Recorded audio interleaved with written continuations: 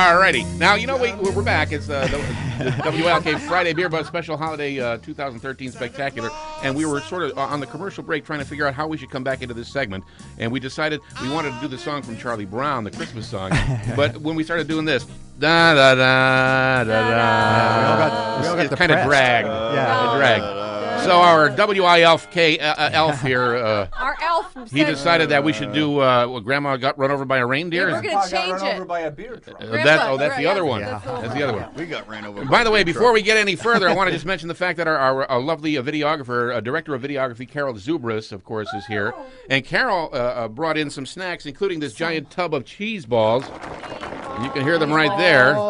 And our WILK, how do you like those cheese balls? Carol's cheese balls. Oh, she's got lovely cheese balls, as well as you do, John. Boy, thank you.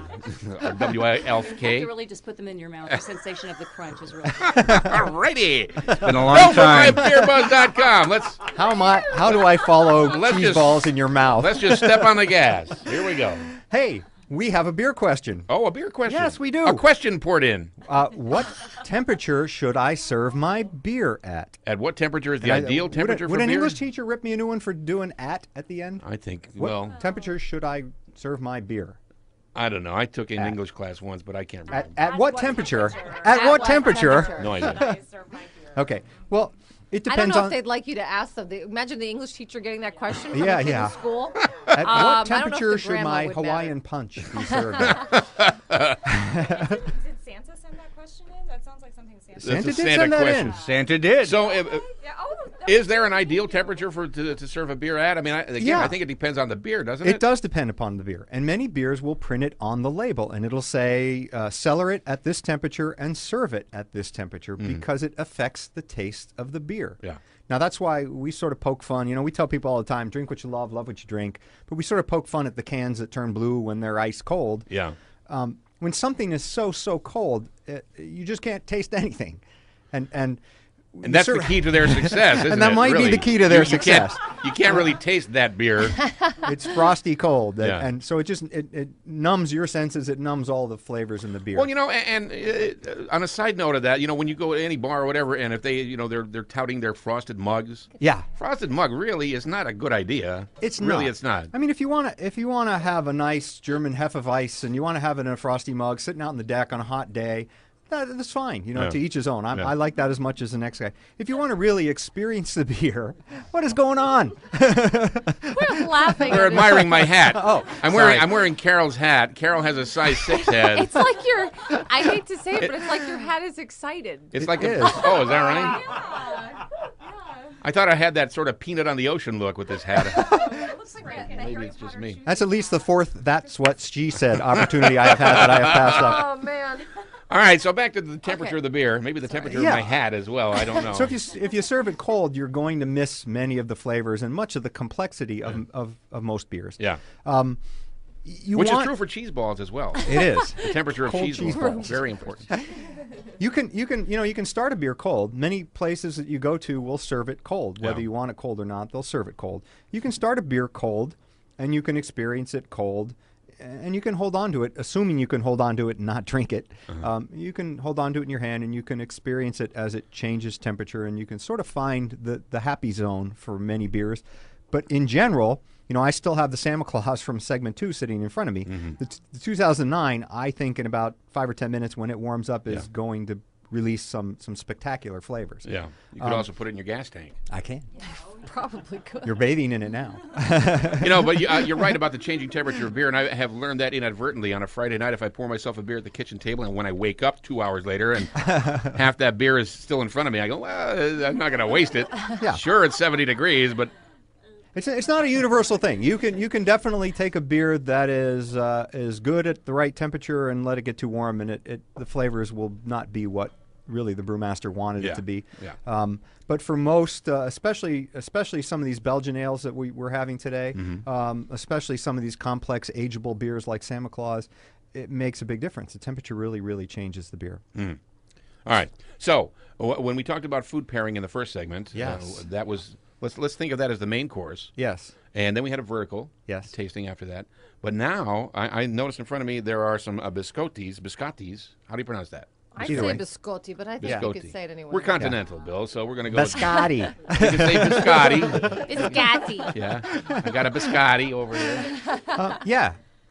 You know, this was an idea hatched on a Friday night between Mrs. BeerBuzz and I, so you can sort of feel where the genesis of this is coming from. And just to be clear, in case you're just turning your radio on for the first time, Mrs. BeerBuzz sitting right next to you there. Yes, she is. Yeah. Mrs. Hey, BeerBuzz, happy thank you. holidays, everyone. Glad to have you Happy here. holidays. Who made the biscotti? So yeah, this is I'm noting frightened looks. Now Dave doesn't look frightened because Dave's like, okay, I trust him. Dave He's Simonelli from reasonable Lawrence, enough. who's with us, has been... I've Yeah. eaten things I that I did aren't bake very it completely sober, so there were Oh, wait a no. minute. Whoa. You made the biscottis? I made the biscottis. Yeah. Yeah. Really? No, Yeah. Mrs. BeerBuzz does not bake. Oh, is that right? No. No. So I made these. Yeah, but you cook. As she does Ooh, go. wait a minute. Oh, frisky elf over there. All righty. So Mrs. BeerBuzz is cooking. So we're doing sort of the dessert pairing now. Okay. The beer I've chosen is from a brewery, and it's hard to even call it a brewery. It's from a guy. This guy I know. Yeah. Go around back, beep the horn twice. A dark-haired fella named Milt comes out. You say, I have the yo-yo. He says, I have the string. Next thing you know, the trunk is full. The lazy gray fox flies over the low moon That's on what Sunday. happens. It happens. This comes from Evil Twin. Evil twin. Yeah, and I'm going to have to slide into my best Swedish chef on Sesame Street. Okay. The brewmaster is a gypsy brewer, and his name is Jeppe Jarnet Bjergso. Say it again. Jeppe Jarnet Bjergso. Yeppa. Jeppe Jarnet. He does Jeppe Jarnet, yeah. All right. Say this. I slit the sheet. The sheet I slit. no, I slit the don't sheet. do that. No. No? All right. That can Never go mind. wrong in a All big right. way for me. Forget it. Sorry. I'll choke on my biscotti, and then Jeppe Jarnet we'll be Bjerg- in the dump button left and right. Yeppa Yernet Beardso? Yeah. Am I in the ballpark You're close. at You're in the all? ballpark. Jeppe is Mikkel Bjergso's brother. They are identical twins, believe it or not.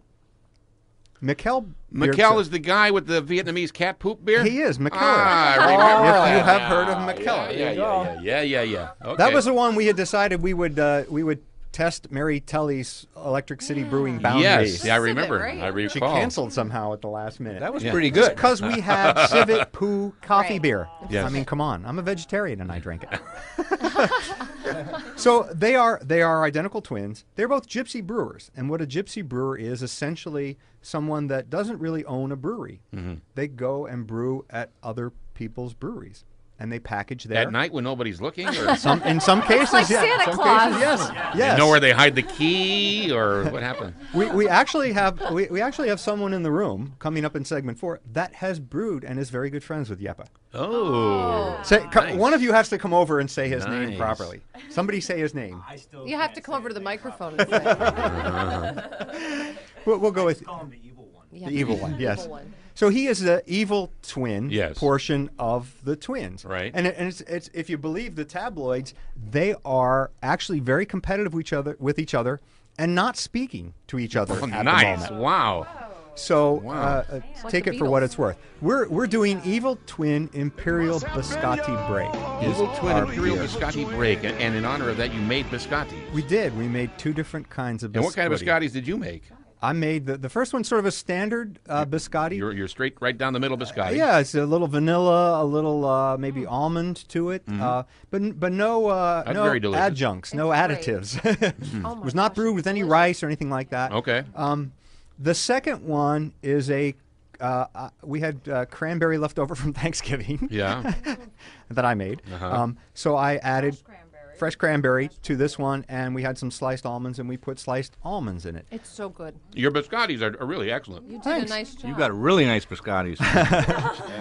Somebody say that's what she said. All right, Come so on. after I sample both the biscottis, I'm trying a sip of Evil Twin Yeah, Imperial they Biscotti can Break. pair. You've got a sort of sweet and sweet. Imperial Biscotti is this one's 11.5% ABV, and this is sort of an imperial stout. Right. It has coffee in it. It has Coffee. chocolate in it, It's so it has all the. This sort is a whole morning bunch of notes. home runs It's right here. perfect. This is It's perfect. Yeah, and I have to say, the first time we actually, not the first time we had this beer, but we had a friend who did a beer dinner, and for his dessert course, he did like a deconstructed cannoli with berries and, walnuts and Mascarpone things like cheese. that. Oh, yeah, wow. And it paired with that. It was fantastic. That really So sounds it good. just it elevated both items, the dessert and the beer. So Excellent. it was really great. So this Sounds is great. sort of a sweet on sweet thing, Dave. It's a sort of a sweet beer. the guys that brew this, Evil Twin has a bar in New York City. It's called Torst. Torst has a thing called the flux capacitor, and it is this massive I think I like it already. I don't even know. maze of valves and tubes that allow them to blend the CO2 and the nitrogen into their tap lines. So they have some very specific Torst-only beers that they do that Yepa does. I've never heard of that. Nowhere else does that, I would Torst. guess. Where is it, Steve? Where's Torst? When it doesn't work, you hit your head against it. It's in Williamsburg. In Williamsburg. Brooklyn. Yeah. Wonderful, wonderful. Yeah.